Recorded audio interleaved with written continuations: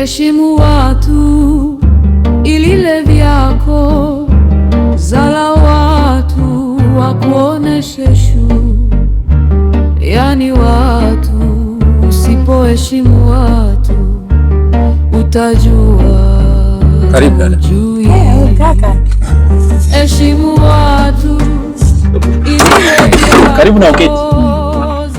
Asante kaka. Shikamoo kaka. Marhaba, kwema? Kwema, tuza hapa. Salama, habari ya huku kwenu? Kwema, tusijui wewe kaka. Hapa salama kabisa dada. Ila kaka, siku hizi umekuwa adimu jamani. Yaani nyumbani kwetu ndio ukanyagi kabisa. Mpaka nikajiuliza hivi kaka ana shida gani? Hasa nikawa kwenye pita zangu nikasema hebu ngoja nipite nikusalimie. Ni kweli, uadimu huo unasababishwa na hali ya huko shamba huko. Mwaka huu sina kitu kabisa. Mashamba yote nilimo huko nimeambulia debe 2 tu. Na sasa sina chakula, umeona hivi? Vyakula vyangu vimekuwa viazi miogo. Pole sana kaka. Ila mwenzio mwaka huu na neema sana. Maana yale mashamba yangu ya Njengani kule. Nimepata gunia 30. Na la huko chini lile. Yaani nimepata gunia 40. Kwa hiyo kwangu ni neema sana.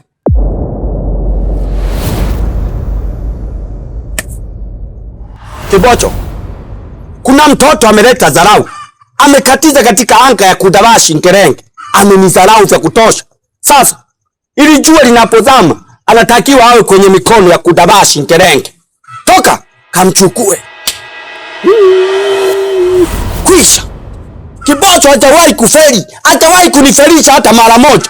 Anajaribu kushindana na Kudabashi Nkerenge. Ananiambia wewe ni Mungu. Mimi Ibaya yote hii kijiji chote wanajua Kudabashi Nkerenge ni nani. Katoto kadogo ampacho hata maziwa ya mama yake hayataisha, wenye mashavu anakuja kushindana na mimi. Analeta dharau. Anashindwa kuheshimu watu. Sasa nitamuonesha Kudabashi Nkerenge ni nani na kwa nini mimi naitwa Nkerenge. Huko Gorani wananijua vizuri. Akili sita wananijua mimi, wanajua shughuli ya Kudabashi Nkerenge. Hata huko Mteta kuna mzee anaitwa Itako la Kumpwani, anajua shughuli ya Kudabashi. Nilienda hadi Mwaya. Kuna mzee anaitwa Sori, anajua shughuli ya Kudabashi Nkerenge. Haka kapanya kadogo. Leo kameingia wenye shughuli ya Kudabashi Nkerenge. Nitamuonesha na mpwaga na mpusha na mkoboa. Mimi ndo Kudabashi Nkerenge. Hakuna mtu yote wa kusumbua kwenye himaya yangu. Eti waije kutoka kwetu, wanaweza wakasogelea moto wa Kudabashi Nkerenge. Wanakaa huko mbali. Sasa naenda kuwaonesha. Hii inakuwa fundisho kwa vijana wote wanaotaka kushindana na Kudabashi Nkerenge. Lakini kakaangu, mimi siwezi kukuacha au kutupa kwa sababu mimi ni damu. Nitakupata debe 5 tu. Kwa hiyo baadaye kama utapata muda, unaweza ukaja mwenyewe au nikamtuma tu mpwa wako. Tashukuru dada. Nitashukuru. Pia kaka. Ndio.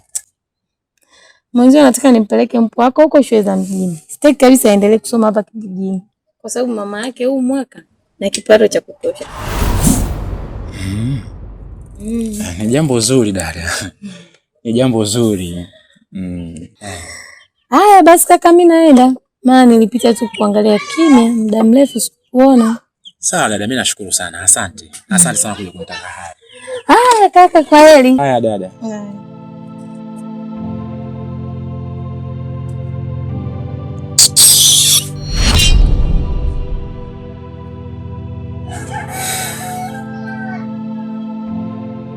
Eti gunia 30, gunia 20. Yaani mtoto wa kike kuja kunitambia mimi ndo kabambe. Nasema hivi, abadani sitomwacha salama huyu mtoto huyu, na hizo mazao yake aliyopata haya atamaliza kwa waganga kienyeji, ama huyu mtoto akasomea kaburini. Sitokubali. Yaani mimi nipokee msaada kwa mtoto wa kike kapata gunia 20, gunia 30, wakulima debe 5 mimi. Watu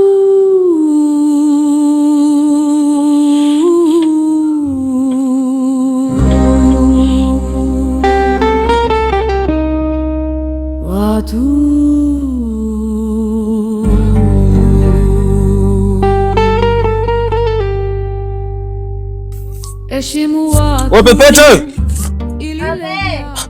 unafanya nini mdote ndani? Tuondoke bwana au nikuache? Namalizia nakuja. Changamka basi.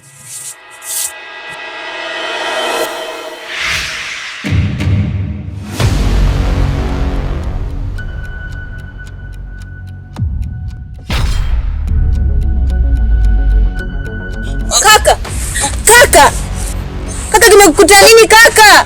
Kaka, kuchukulia maji. Watu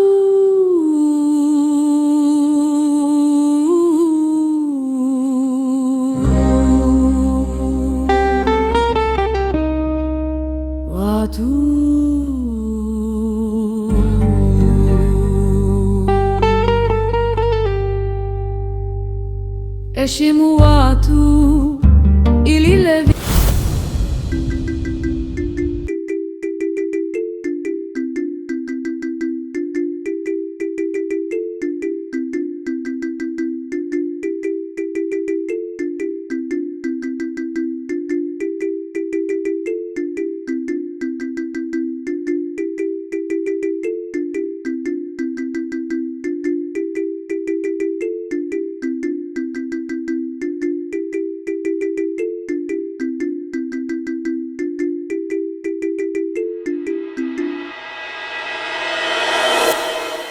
Dada yako yuko wapi?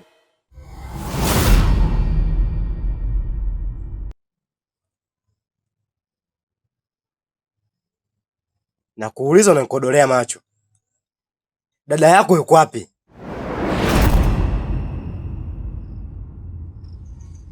Dada ameenda kwa Matwanji. Siyawezi mapenzi yanaumiza kishenzi.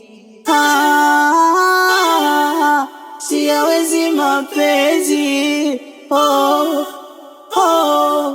yanaumiza kishenzi.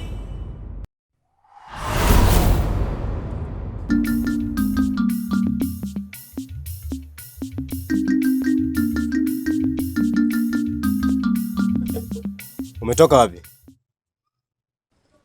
Bondeni kwa mama mdogo. Sawa.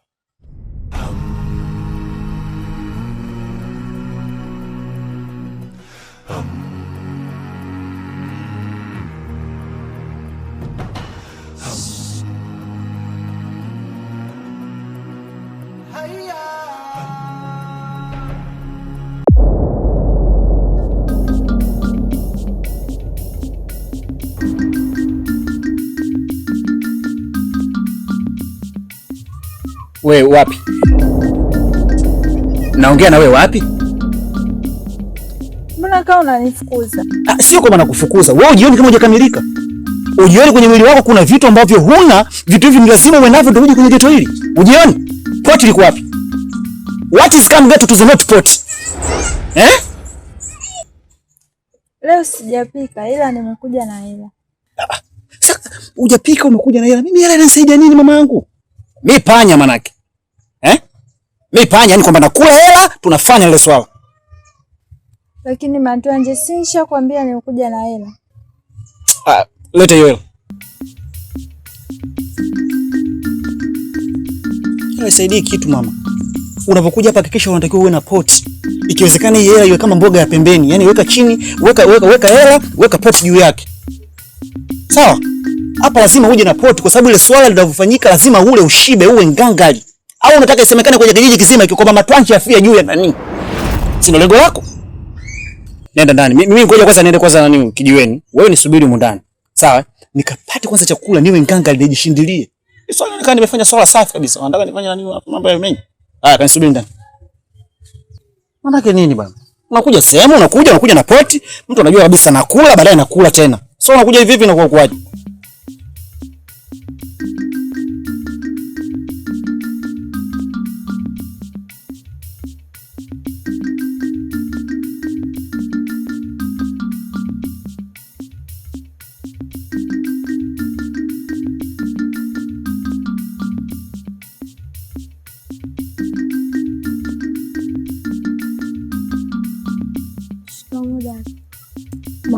Poa.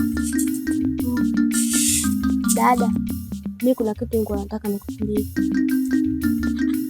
Mema. Kwa siku hizi kile kitu nataka kuniambia mpaka uniombe ruhusa.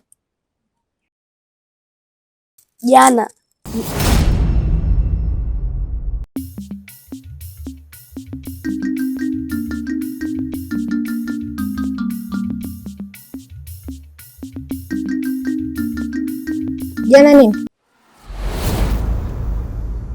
Nitakwambia hivi, jana panya alikuwa ananisumbua ndani kwangu, nilishindwa hadi kulala.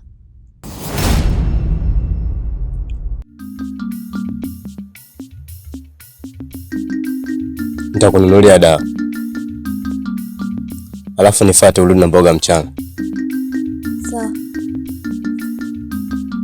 Alafu mume wangu, leo unavyoenda kununua mboga basi ongeza, maana mboga jana ilikuwa ndogo sana. Sawa mke wetu. Mke wenu? Wewe na nani? Nimemaanisha wewe ni mke wetu, nikijumlisha pamoja na familia yangu. Yaani mimi pamoja na familia yangu tumekukubali sana. Kwa maana nimesema sawa mke wetu. Usimaanishe vibaya. Wanifuate.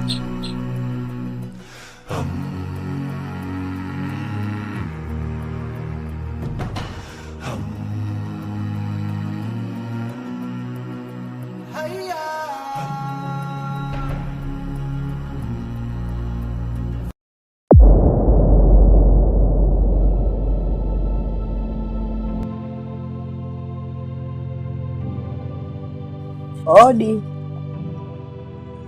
Odi. Karibu.